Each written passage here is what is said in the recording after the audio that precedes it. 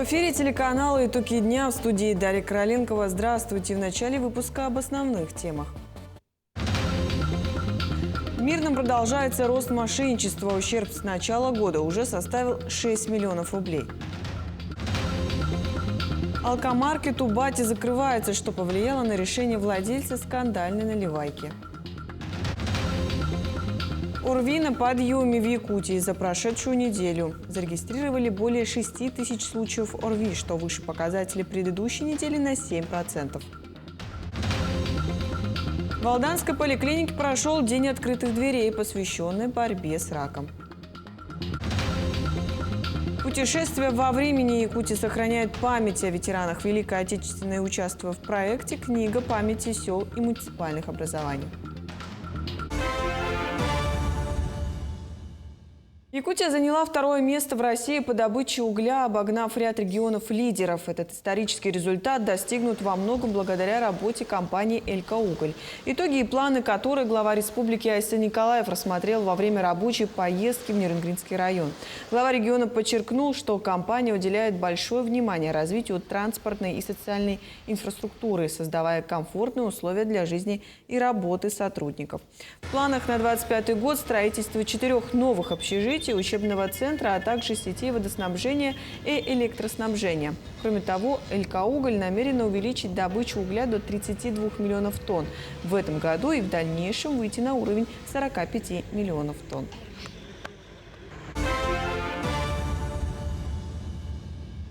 От поздравления ветерана до борьбы с преступностью и экологического мониторинга. Эти и другие главные новости Нерюнгринского района смотрите в дайджесте новостей. В ближайшие несколько минут мы расскажем о самых значимых событиях Нерюнгринского района за прошедшую неделю. В студии Иван Лазаренко. Здравствуйте. Глава Якутии Айсан Николаев работает в Нерюнгринском районе. Первым пунктом визита главы стало посещение участника Великой Отечественной войны Валерия Спиридонова. Валерию Михайловичу была вручена юбилейная медаль 80-летия Победы.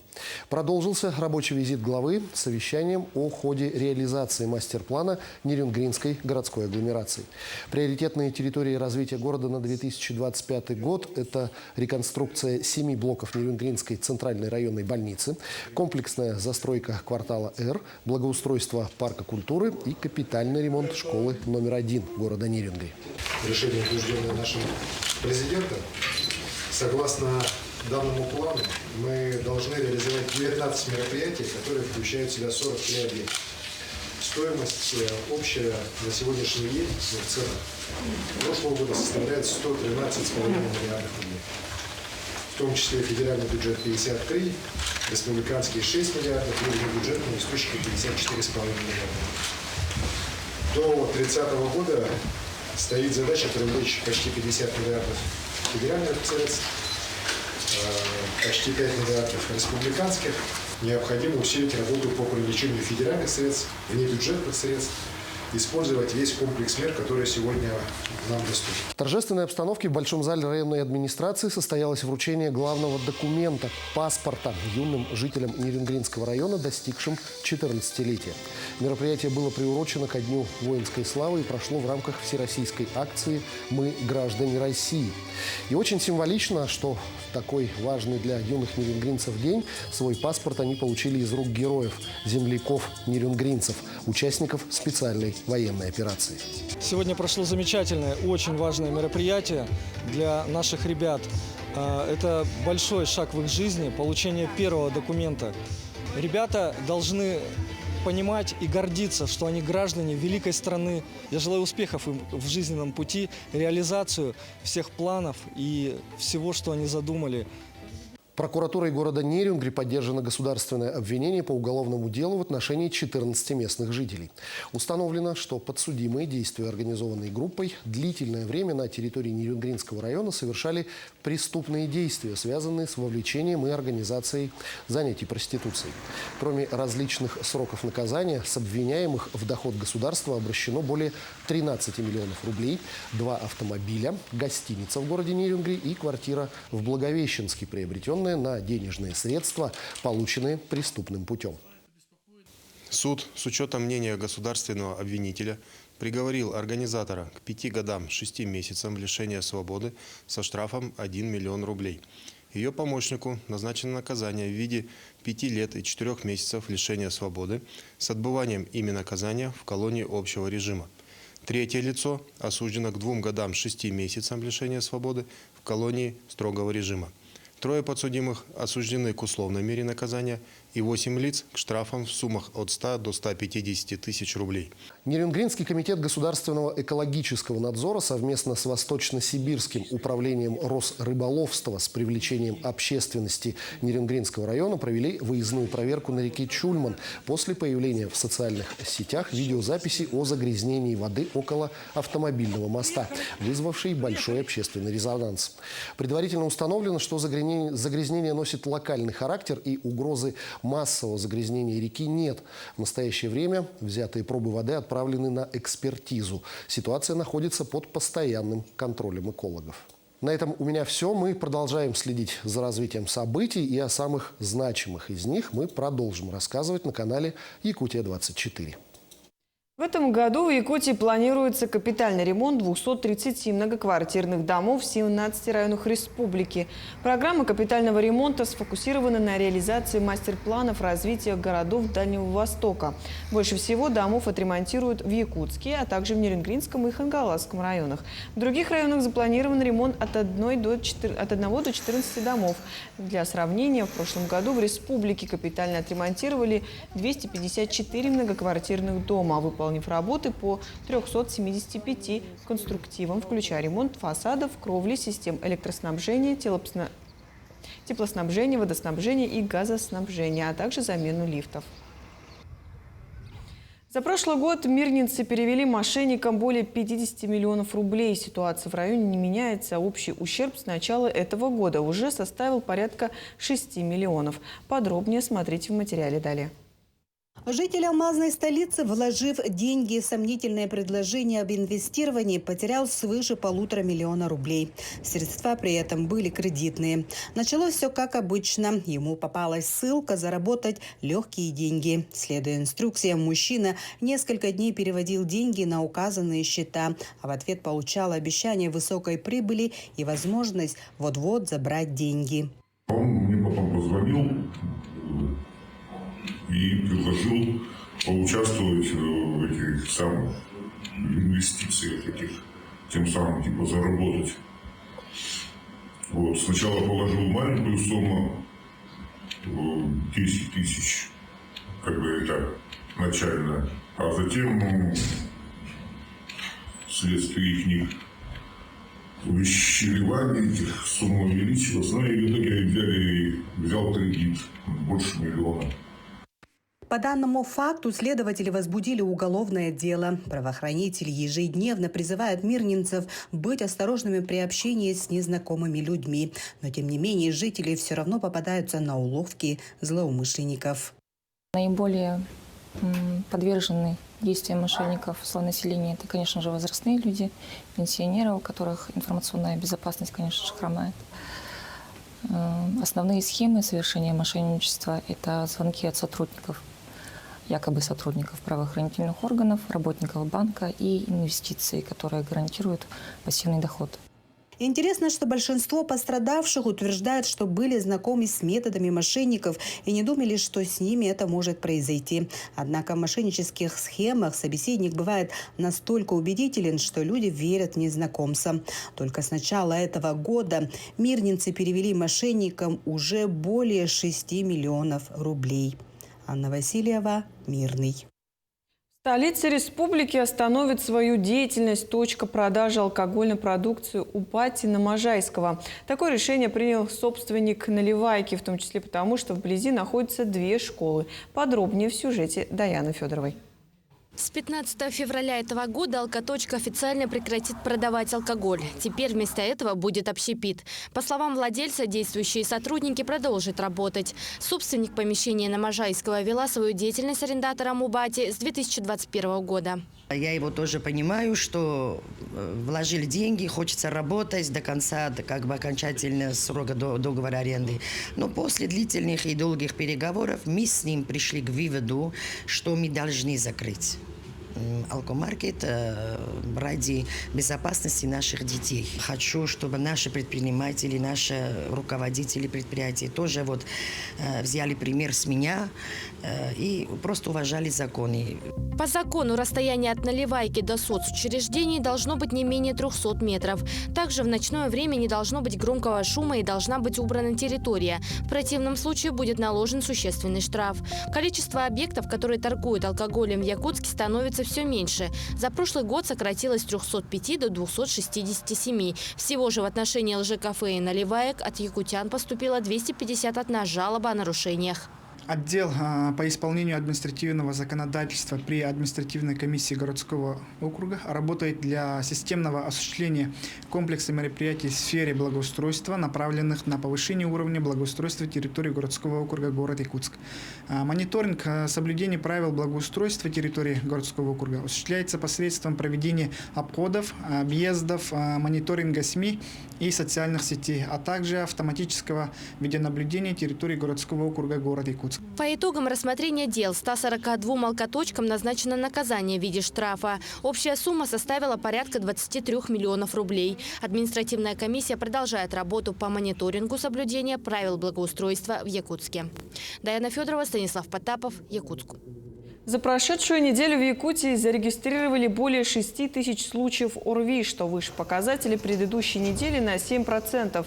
Об этом информирует Управление Роспотребнадзора по региону. По результатам лабораторного мониторинга за неделю в структуре положительных находок отмечается циркуляция вирусов негриппозной и гриппозной этиологии, а также коронавирусов, вызывающих COVID-19. На вирусы гриппа приходится 57%, вирусы негриппозной этиологии 29% и COVID-19 14%. В Якутии до 60% случаев рака выявляется на ранних стадиях, сообщила главный внештатный онколог Минздрава Республики Феодосия Иванова. Несмотря на ежегодный рост числа новых диагнозов, а их около 2800 случаев, увеличение выявляемости говорит об улучшении диагностики. Среди наиболее распространенных онкологических заболеваний в регионе лидируют рак легкого, затем рак молочной железы и рак печени. Высокая заболеваемость последним связана с распространенностью хронических гепатитов. Якутский онкологический центр в 2024 году обследовал более 66 тысяч человек и провел 4500 высокотехнологичных операций. В канун Дня борьбы против рака, который отмечается 4 февраля, в Алданской городской поликлинике был объявлен День открытых дверей. Профилактический осмотр могли пройти как первичные пациенты, так и граждане из группы риска. О чем нужно помнить и какими мерами не следует пренебрегать, уточнили наши алданские коллеги. Жительница Алдана Нина Воронцова пришла в поликлинику не потому, что почувствовала недомогание. Нина Юрьевна решила пройти профилактический осмотр. Объявленный в медицинском учреждении День открытых дверей был приурочен ко Дню борьбы против рака, который отмечается 4 февраля. В выходной день многие не работают, и есть время сходить. Пожалуйста, я просто рекомендую. Я лично для себя получила исчерпывающую информацию и даже немножечко поменяла ход мыслей свои. Дни открытых дверей в рамках Дня борьбы против рака в поликлиниках Алданской ЦРБ проводятся ежегодно. В ходе обследования алданцы могут сдать анализы и получить консультации специалистов. Женщинам наряду с осмотром врача-гинеколога также предлагаются отдельные виды диагностики. Проблема это всемирная, потому что онкологические заболевания у нас, особенно в Алданском районе, заболеваемость высокая. И нужно сказать, что онкология у нас молодеет. Рак у нас является второй причиной по смертности после болезни системы кровообращения. В количественном отношении большую часть составляет рак желудочно-кишечного тракта и легких. Врачи призывают граждан не утрачивать онконастороженность. Выздоровление напрямую зависит от того, на какой стадии было выявлено новообразование. Посещать врача с профилактической целью нужно не реже раза в год. Основной процент людей с онкологическими заболеваниями на ранних стадиях именно выявляется как раз при профилактических осмотрах. Вот эти профилактические мероприятия направлены именно на выявление на ранних стадиях или предрасположенности к развитию рака тех или иных органов. В ходе медосмотра можно не только диагностировать уже имеющуюся опухоль, но и определить предшествующее ей предраковое состояние. Для него характерны изменения в тканях и органах, которые без лечения переходят в злокачественные. Я столкнулась с этим непосредственно близкий родной человек, у меня умер от онкологии, поэтому предупредить это очень важно на ранней стадии. Максимально эффективным будет лечение, начатое на ранней стадии. В этом случае у пациента есть все шансы на полное выздоровление. Однако на ранней стадии рак можно обнаружить только с помощью медицинской диагностики. Помните, онкология коварна и беспощадна, и вероятность стопроцентной победы имеется лишь в самом начале борьбы с ней. Татьяна Вахнина, Сергей Шипачев, Александр Лукин, Алдан. Студенты Якутского сельскохозяйственного техникума готовы к выпуску. 88 учащихся уже сдают демонстрационные экзамены в формате государственной итоговой аттестации. Это первый выпуск студентов, которые прошли обучение по интенсивной образовательной программе проекта «Профессионалитет». Как проходит аттестация, расскажет Вероника Таюрская. Приготовить корм для крупного рогатого скота, принять роды у коровы и изготовить сыр. Эти и другие умения должны продемонстрировать выпускники Якутского сельскохозяйственного техникума во время сдачи государственной итоговой аттестации. Демонстрационный экзамен у нас проходит по 6 направлениям, по 6 специальностям. Это агрономия, ветеринария, технология, эксплуатация, ремонт сельхозтехники, оборудования и лесное лесопарковое хозяйство. Это будет в феврале. И летом еще у нас будут демонстрационные экзамены, которые заканчивают в июне. По одному направлению и 3 специальным по профессиям, которые проходят у нас в Тюнгюльском филиале, по 3 профессиям. Выпускники техникума во время сдачи экзаменов будут выполнять задания, разработанные с учетом современных требований к подготовке квалифицированных рабочих кадров. Вопросы ГИА разрабатываются в Москве и держатся в секрете до дня сдачи экзаменов. Для оценивания есть специальные критерии. Критерии мы не устанавливаем. Критерии уже приходят. Задания тоже приходят из Москвы, да, из центра оценки. И специальные тоже есть оценки по каждому этапу, по каждому, так сказать, движению у них есть оценка. Как они работают, не только как точно они делают, да, анализы. В этом году по специальности зоотехнии впервые стартует демонстрационный экзамен, на котором оцениваются практическое умение и навыки. В демонстрационном экзамене 10 заданий по 3 модулям. В Якутском сельскохозяйственном техникуме в этом году демонстрационный экзамен должен сдать 141 выпускник. На всех экзаменационных площадках будут смоделированы реальные производственные условия. У нас есть 2 смены, то есть в одну смену проходит экзамен 2 человек, потом во второй смене тоже 2 и так далее. В одном экзамене, то есть 2 модуля сразу и все. Напомним, в 2022 году Якутский сельскохозяйственный техникум получил грант федерального проекта «Профессионалитет» на более 100 миллионов рублей для организации учебных мастерских по наиболее востребованным профессиям и специальностям сельского хозяйства. Вероника Таюрская, Иван Саракаумов, Якутск.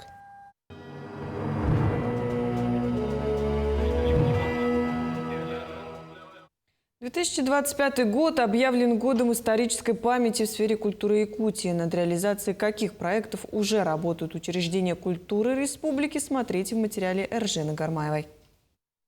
В год исторической памяти Национальная библиотека Республики Саха-Якутия участвует в масштабном всероссийском проекте «Книга памяти сел и муниципальных образований». Его цель – не дать кануть в лету именам участников Великой Отечественной войны из небольших сел. На данный момент силами библиотек со всей республики собрано около 13 тысяч записей о ветеранах войны и порядка 600 сведений о населенных пунктах, из которых они были призваны. Было принято решение, что для сбора данных мы будем создавать автоматизированную систему, то есть служебную базу данных. Библиотеки филиала, которые непосредственно находятся в малых населенных пунктах. Они работают с муниципальными архивами, с читателями, смотрят различные издания, которые были опубликованы, ну, скажем так, в те времена, которые уже прошли, да? И из этих источников они собирают информацию и пополняют эту базу данных. Символично, что в 2025 году мы также празднуем 90-летие Александра Парфеньевича Самсонова. Александр Парфеньевич – оперный певец, известный по исполнению партий Онегина и Манчары. Но прежде всего якутяне помнят его как певца Победы. Александр Парфеньевич – дитя войны, а его старшие братья, один из которых пал на полях сражений – фронтовики. Ежегодно 9 мая Александр Парфеньевич выступал с концертом «Майские вальсы» в честь Победы. Вот эти майские вальсы он посвящает своим братьям и всему нашему великому народу, который сражался, не щадя своей жизни в Великой Отечественной войне. Когда мы приезжали, я помню, в кадетскую школу, он рассказывал ребятам о войне, о памяти, и он свои вот эти рассказы перемежал с исполнением песен. Это, конечно, было абсолютно незабываемо. Это было потрясающее зрелище, очень чувственное, потому что личное он пропускал это все через себя. Год 80-летия Великой Победы обещает быть насыщенным. Учреждения культуры Якутии бережно хранят память о тех, кто эту победу принес и кто эту победу прославлял. Эрджена Гармаева, Екатерина Амосова, Джулустан Иннокентьев, Семен Семенов, Якутск. Минувшие выходные спортивный зал «Карат» города Ленска стал ареной захватывающих силовых состязаний. 20 атлетов из Ленска и Мирного, включая как молодых спортсменов, так и опытных мастеров, боролись за новые личные рекорды в рамках открытого первенства по пауэрлифтингу. На турнире побывала и наша съемочная группа. Надо сказать, что ребята показали неплохие результаты. Каждый старался выжать вес лучше остальных. С поставленной задачей жим-лежа и присед справился Александр Сидоров. Он приехал на состязание вместе с отцом Федором Сидоровым. Он же кандидат в мастера спорта, готовится к выполнению мастера спорта России.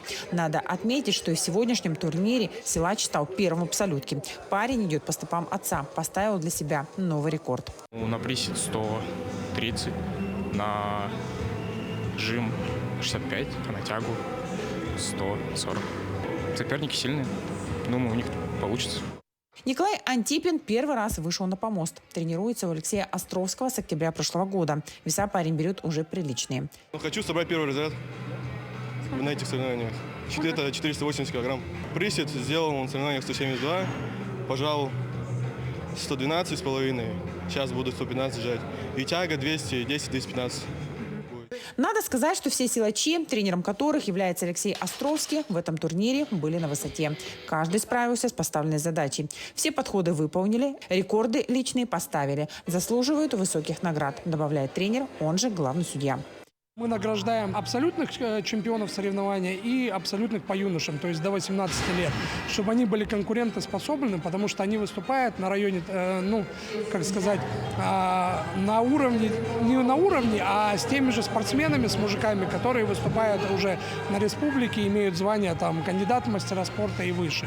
Поэтому мы сделали для них отдельную категорию, чтобы они боролись между собой. Показали всю силу и мощь на помосте и тяжелоатлеты из города Мирного.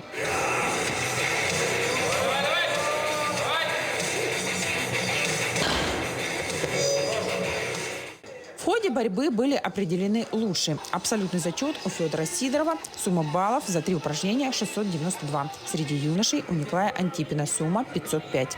В этом году в рамках подготовки к республиканскому чемпионату, который пройдет в Ленске с 1 по 2 марта, приобретено новое спортивное оборудование. Диски уже в работе, остальная часть находится в пути. На чемпионате соберутся более 120 тяжелоатлетов со всей республики. Призовой фонд составит 600 тысяч рублей. Светлана Болеева, Виталий Андреев, Ленск. Глава республики Айсен Николаев рабочим визитом посетил Нерюнгринский район и по повестке дал развернутое интервью нашим коллегам. Смотрите передачу от первого лица на телеканале «Якутия-24» сегодня в 20:30, а на канале НВК «Саха» программа выйдет в 21:45. Низкого качества здравоохранения центральной районной больницы по ее объектам, чтобы здесь было. Таким уходящий день увидели наши корреспонденты. Мы продолжим следить за развитием событий. Оставайтесь с нами.